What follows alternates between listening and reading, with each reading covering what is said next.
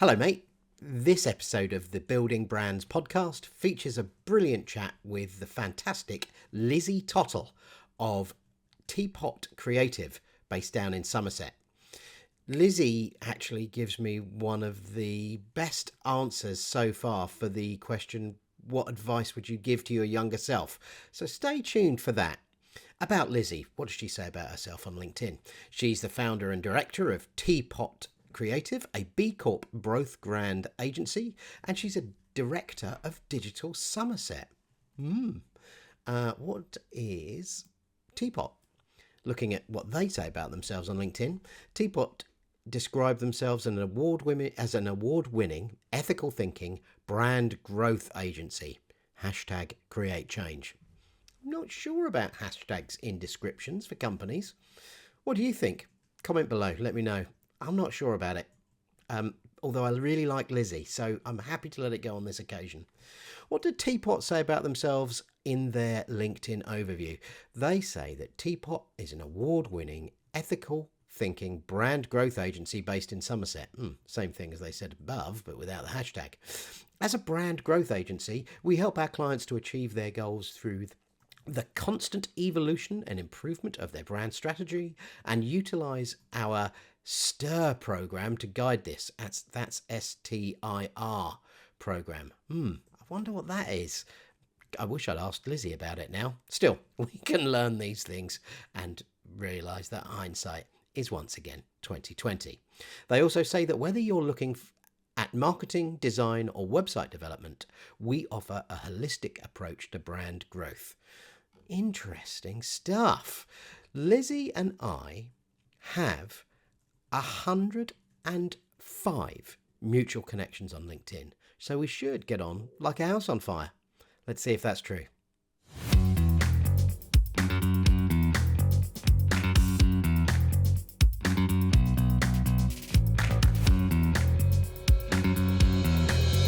We're here at Teapot Creative are we in the Somerset Levels or on? We are in the Levels. We're just outside Hambridge, so yeah, deep in the Level territory. It's very lovely, very wet in the winter, but the most glorious place to have a business. Yeah, properly love it. Yeah, we've been on this campus for it's either 12 or 13 years, a long time, and we just moved around the car park. But actually, every which way you look out of the venue, there's fields, horses, sheep, chickens. It's just lovely, and there's so much space. People go out for a wander at lunchtime and come back feeling a bit fresh and happy, and it's lush. Yeah, I think we're under 50 metres from some chickens, right? We are, literally, they're outside the door. Yeah, it's really cool. It's so lovely. What's your role at Teapot? Well, I'm director and founder, so started the company in the garage 15 years ago with my other half, Baz, so husband and wife team. And so used to just be design, and that was it. That's all we did. And then it's that classic story of you do something quite well, you get known for it, expand, and then all of a sudden you're not doing the thing that you were okay at. You're doing a million other things that you're not sure about. So currently that's my role, the million other things I'm not sure about. But yeah, director at the moment. Yeah. So does that at the moment? At the moment, might be cleaner next week. I'm up for a change. Isn't it always a bit of both? Yeah, 100%. I remember when I've once complained on Twitter, when Twitter was an okay place to be, that I'd spent the morning unblocking a toilet, and that's not why I became a director. And then someone who I really respect, Rand Fishkin from Moz. Oh, yes, I know Rand. He tweeted back and went, I was also doing that this morning, except my building's got more people in it than you. And I was like, oh, right, okay. So it could be worse then.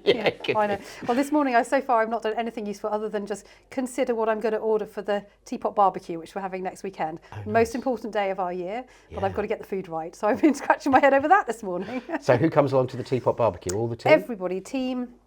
Husbands, partners, wives, dogs, kids, everybody can come along. Wow, in fact, actually, maybe not dogs this year because we've got a nippy dog, a new dog, and he might not be allowed out. So, so the whole gang. It's a really good fun evening. We have a fire pit and lots to eat and a few drinks. Cool. And do you do that here or do you do that? No, we do it at home. Nice. Yeah, it's really nice. It's That's a little cool. thank you for the team. It's a fun night. That's cool. Yeah, good laugh. So, on to our standard podcast questions, and this one seems to get to the heart of how people ended up where they are, which is, why do you do what you do, Lizzie? Oh God, multitude of reasons, but why I do what I do has changed over the years. So very much in the beginning, it was set up because I needed to fund my life. Yeah. And I had 3 small children under 4, and nobody would employ me at the level I expected to be employed at, which sounds very arrogant, but I'd worked my way up to being, you know, a quite senior position over the years. And nobody would employ me part-time, flexible.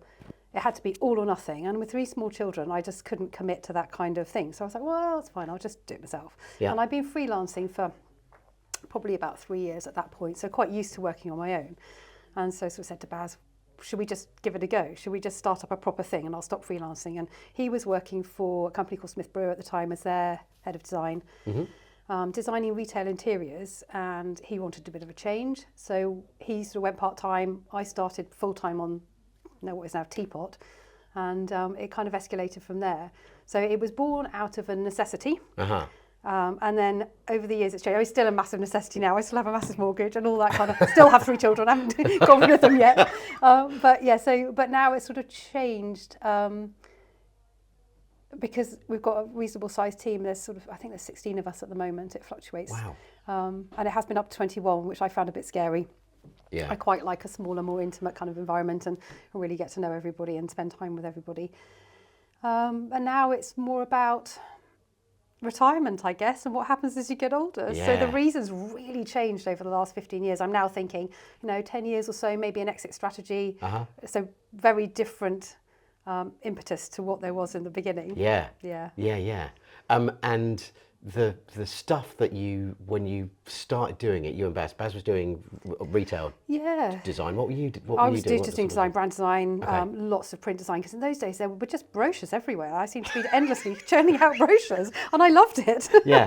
Catalogues, brochures, all that kind of stuff. We don't see them for hide nor hair now. They've pretty much gone. The occasional, maybe a couple a year, but not so much. And then there's just PDFs, aren't they? So yeah. But print design was my thing. I absolutely love and still love the beauty of ink on paper, the smell of it, the feel of it, choosing the paper, all that kind of lush stuff that sort of has gone a little bit by the wayside. And you get the occasional client who's like, oh yes, let's do something beautiful. I'm like, oh God, yes, so exciting. That's how it started. And now going back to the question, why do you do what you do? Now we're working with a very different type of business and we do very different stuff. So the reason for that has also changed. But I think the Teapot reason for why we do what we do, is all about just helping businesses. All of us, and it's not just me and Baz, I know the team feel the same, is when you see a business that you have helped and done something really special with, and then you've seen the client comes to you and says, but this has happened and it's amazing and what you did has made this happen. That's why we do it, because it's that lovely feeling of knowing that you've had an impact and really helped somebody. Yeah. So I think that's really why we do what we do. As a result, do you tend to work with smaller businesses or founder-led businesses, or are you quite happy for people who are on the boards of bigger companies to go, oh, this is the impact you had? That again has changed over the years. Obviously, when you're smaller, you tend to work with maybe smaller businesses, startups. And then over the years, our clients have very much changed, particularly as we repositioned a few years ago to become a brand growth agency rather than just a digital agency. We added a lot more strings to our bow, and that made us feel very full stack, which has been a lovely transformation. And I think the people we work with now, we often work with marketers who need an external marketing department. They don't have enough hands to be able to do all the stuff they need to do, and they're juggling away and struggling. And we work with CEOs, MDs, founders now. Seems to be more, we have the relationship with the decision makers, which feels lovely, because when they say, thank you, this has happened, you feel like they're seeing the benefit of what we've done, and it feels great to help them in particular. But we still work, we still get startups coming in, and it's interesting because they're not the kind of startups who just want a quick little logo. They're startups who really have big vision, and they want to do a brand properly and really start their journey on a good footing. They don't just want a quick hit and off I go and do my business. Yeah. And I love that when people have the vision and the understanding how important brand is, and they want to get everything right, tone of voice, website, marketing plan, strategies, and set that off, and then they're off on this lovely journey. Then they come back to us and they want to do it again 2 years' time. So we have this great relationship where we've gone from a startup business with good vision to really helping a massively successful business keep going. It's really exciting. Yeah, that is really cool. I love that. That journey for me is one of the most exciting things that Teapot does. Yeah. You see a brand, some of our clients have been with us a decade or more, and we've seen them really go from one thing to another. It's really cool. That's I really love that. cool. That's really cool. So how do you do that stuff differently from other people? Oh my goodness, because I don't know how other people do it necessarily. So that's a really, really tricky question, isn't it? I think we have empathy with the clients. A lot of our stuff is quite emotional and emotion-led and person-centric. And I think having a really deep relationship with our clients is super important. So the guys are brilliant. They all get to know our clients really well. We have really good one-to-one relationships. We have a lovely account handler, but he's not the middleman between the person doing the work and the client. Yeah, that's such a hard balance to get, isn't it? We've really struggled with that over the years, and we've realised we've almost gone full circle. We tried to do the account manager taking the load of the communication off the person doing the work, because that's a big burden to carry when you're trying to do the work as well. Yeah. And now we found this middle ground where the account handlers are brilliant and they help everybody, but the relationship is still there with the person doing the work. And I think for me, particularly design, that's so important. We don't have account handling for design because there's so much lost in translation. When you're the designer and you're brand expert, you pick up on tiny things that somebody says during a meeting that actually mean quite a lot to you and what you're going to produce. And I think there's no fault, nobody's fault. It's just Chinese whispers, isn't it? It's bound to happen. Yeah. So I think that's slightly different. Yeah, yeah. There's more and more agencies trying to work that way, but few have got it, I think. Okay, that's interesting. Yeah. And there are still plenty of agencies where you have the account manager, not an account. And I think when you get to a certain size, you can't help but do that. Yeah. And I think that's why I love Teapot being sub 20 people, because we can manage that quite carefully. And that often can lead to happier teams. Agreed. Who like that sort of organisation. There are some people who just want to do their job. Do their job. Don't let the client near me. Let me just do my thing. Yeah, absolutely. I'm happy with millions of iterations. Yeah, agree. But I think that's also then become a recruiting thing, doesn't it? You've got to be very careful how you recruit, who you recruit, because you know everybody in your team has to be client facing and has to be good with people. And that can be really hard within the dev world and the data world. So we're very lucky. We have an amazing team of developers who can be really human and talk to their clients brilliantly. They're gold dust, aren't they? Aren't they? They really are. Not so gold that you need a pay rise. You're already on great money. And plus you're in the world's greatest county. Absolutely. That's cool. Okay, so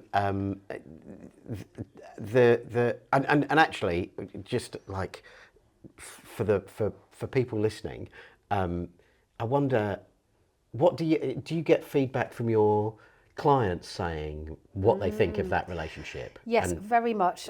Quite often we'll have somebody say, "Oh, I've loved working with X.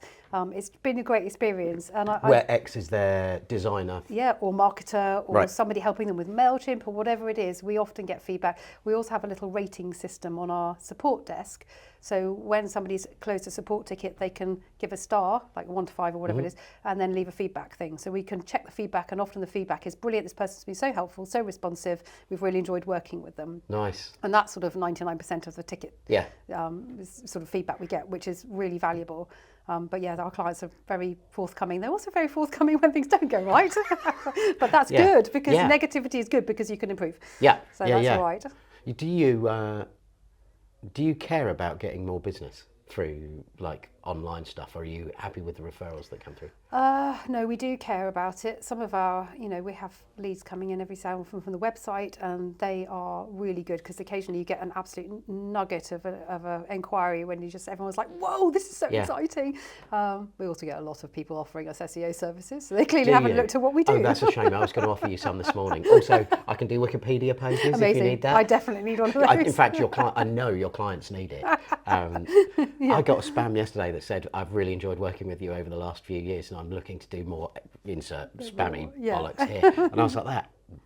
Read it. I had to read it 3 times before I was like, that, delete. That's good new spam. Yes. Sometimes they catch you out, don't they? Yeah. There's a new one where people forward. So they email somebody else with "I've just heard about this amazing new agency, blah, blah, blah, blah," and then they forward it to you and say, "Oh, I thought you'd be in touch," but it's spam. It's very clever. I had to read that a few times. Yeah, my friends recommended you, and I think you need SEOs. Exactly that, yeah.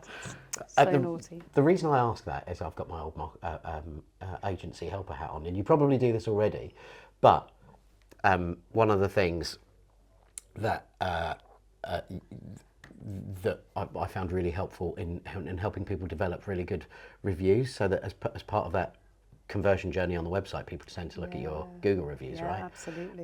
Is every time when you get a 5-star review from someone on your support who hasn't used you or hasn't left a Google review, ping them an email back and go, hey, would you mind copying and pasting that onto Google? Yeah, honestly, we really Here's the struggle link. with getting people to do things like that. The team are really good at saying, hey, would you mind just giving us a Google review? And people they move on. I think that's the problem. You finish a project and you've done that bit of work with them, and until the next time you need to communicate with them, which could be weeks later, they've moved on. Yeah. And actually getting people, they're all like, yeah, sure, I'll do that. Yeah. And then they're quickly onto you. Yeah. And, life's difficult. Leaving Google reviews is the bottom of the list. Yeah. If it comes from you or Barry as business owners, absolutely. and I hear that you had a really good experience with would you person, mind? would you mind Yes. doing a review and mentioning them in it? Will make a huge difference to them. Yes, absolutely. It works really well. Well, at Noisy Little Monkey, we had loads of reviews mentioning our employees, which was tricky when they left. Yes, or when we were downsizing to sell. It's like, oh God, all of these reviews mentioned Tash. Yeah. Every review mentioned our creative director, and she'd left for pastures new. And we were like, oh well. Never mind. Can I speak to Tash, please? Yeah. Hello.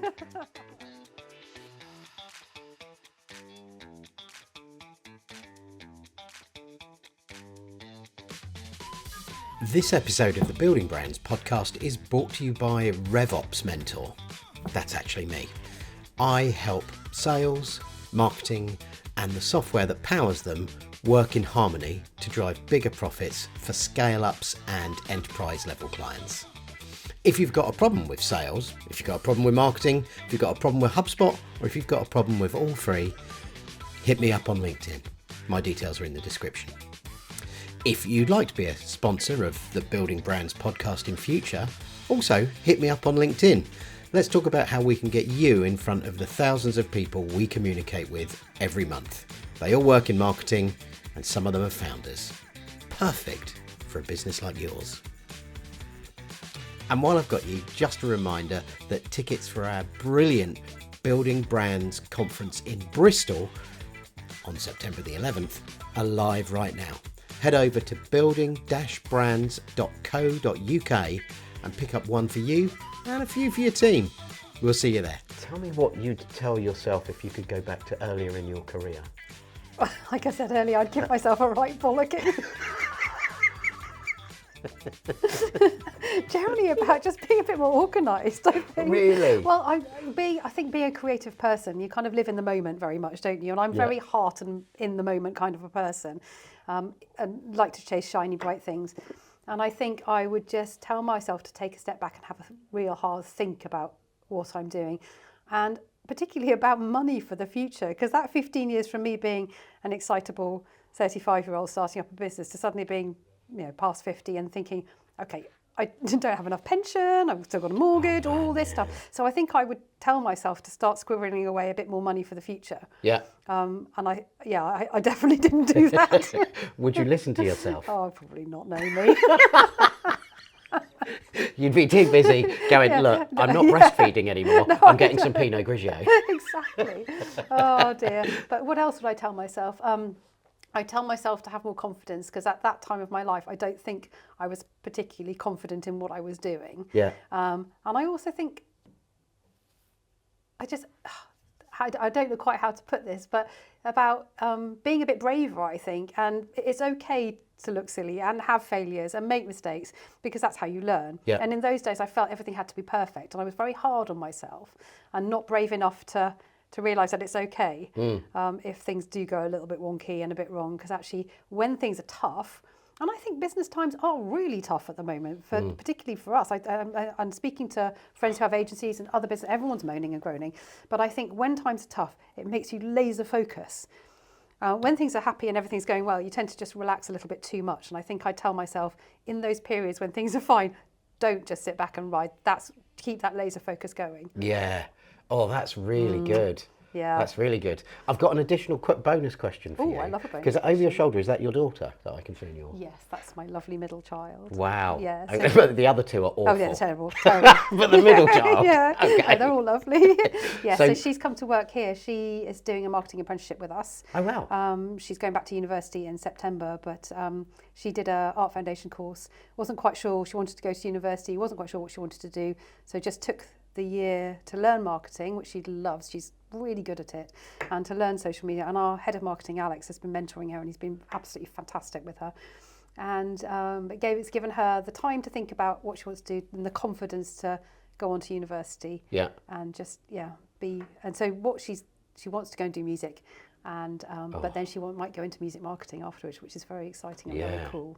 So what advice would you give her?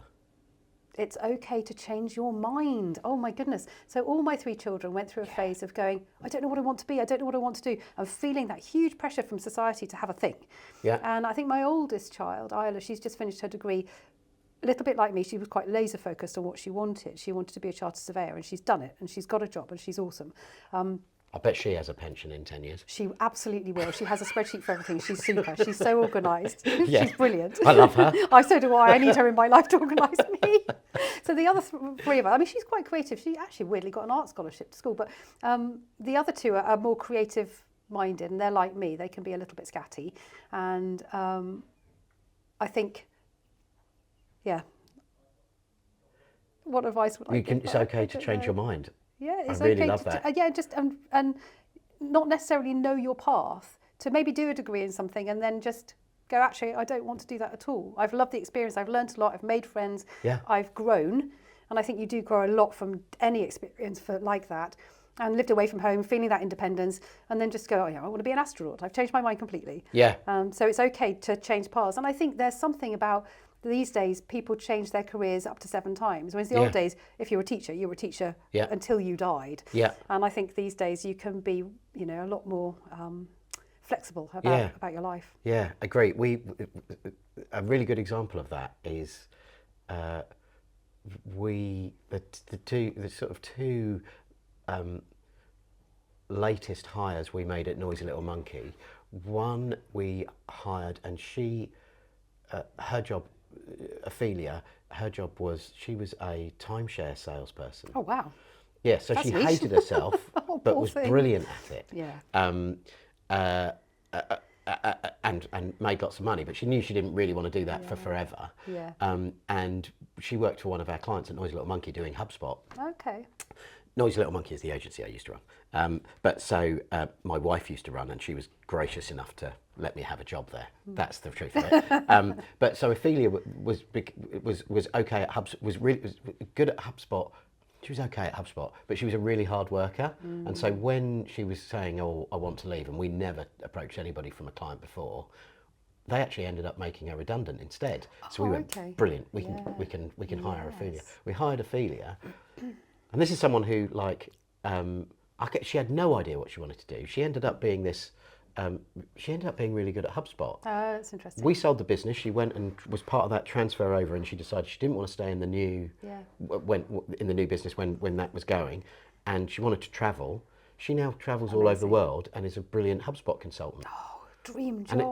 And it's How like, amazing. no one ever goes, I want to be a CRM consultant. No, indeed. But It's those people go, transferable skills, though, isn't Yeah. it? It's you upskilling yourself in many things, so that when you do feel like you've done your best at what you're doing and you need a change, or life hasn't quite worked out and something else is thrown at you, you can use those skills and just go, no, I can use those for something else. It'll be fine. Yeah, I think these days it's, as you say, it's so much easier. We've got another one, which was a chap called Andy, who was really good at drawing and a bit of a nerd. An incredible artist, actually. right. Why the hell he came and worked for us, I don't know. Because he wanted to do more marketing. Okay. He turned out to be incredible at building massive, complex workflows that transformed businesses blimey. in a CRM. That's a skill. Yeah. Hated it. Oh no. Absolutely hated it. Loved Poor working with thing. people and getting and talking to them. He's so gregarious, and he makes everybody feel $1 million, even real nerds. Yeah. And he would get, and then he'd deliver and he'd be amazing. But he left just before we sold the business. And he's now a vicar. Oh wow, that's a real career change. Yeah, and I just. But it's those people skills, isn't it? That's a transferable skill. Exactly. Yeah. It's one of those, and it's one of those things that I've jumped on it a little bit because I meet so many young people either trying to get into marketing or just it's people very leaving, popular at doing the exams moment. at the minute. That's the age I'm at. All of my mates' kids are doing GCSEs Yes, or horrible picking their A time. levels. Yeah, and they're like that. Well, if I don't get maths, I can't do X. I know. You're like that. Yeah. It genuinely doesn't I matter about know. your GCSEs. I agree. Yes, you probably should do okay in them if you can, agree. because otherwise you'll end up like Yeah. me. But None of it's going to make a difference My in 3 son years. had a really interesting theory. My oldest daughter worked so hard and did really well through her exams and put a lot of pressure on herself. I'm not one for exams, so I didn't feel the need to put pressure on any of them. Middle child didn't do exams because of COVID. She got given them, which is a blessing for her because she's not an exam person either. And then my son's theory was, if my school can't teach me enough 8 hours a day over 2 years to pass my exams, that's on them. I'm not revising. Wow. Ballsy move. Yeah. So I was like, okay, on you. This is absolutely fine. I'm happy with that. And I kind of admire that theory. So I was like, okay, well, let's go. And he did all right. He did all right. He could have done better, for sure. Yeah. He didn't pass a couple of them. But actually, I quite admired his tenacity. Yeah. And he's going to be absolutely fine in life. Yeah, he's with one of those attitude. People. Yeah. Yeah, bonkers. I love that. I love that. Right, so I'm just thinking back to your final bit of advice, which was it's okay to change. It is okay to change, and use those transferable skills for wherever your heart takes you. Because that's what I've done. Because I was okay as a designer, but actually the designers we have now are much better, and they're much better with tech than I could ever be. I was very traditional in the way I do things, but my skill was with people. Yeah. And so I've moved that skill of working with clients to working with my team, and bringing on clients and chatting to people and doing this kind of weird stuff, which I never in a million years thought I'd be doing.